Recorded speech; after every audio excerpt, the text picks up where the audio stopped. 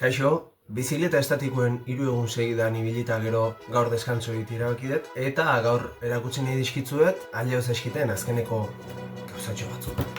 86 egun falta die domusako, eta gaur natorkizue unboxing berri batekin.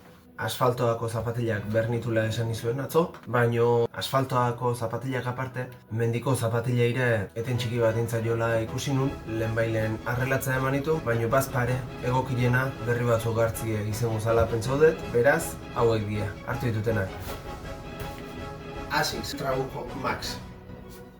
Zapatila hauek esperientziz erosi ditut, lehen Asicsek ibili nituen 12 ezan, lainun gainin ibiltzie bezala zen, beraz, esperientziek esan dit, hauekin aurrera segitzeko, kolore ezberdinetan zauden, gehiena hoxe guztuzat, así que urrungo erte eria, zapatila txopoliti hauekin.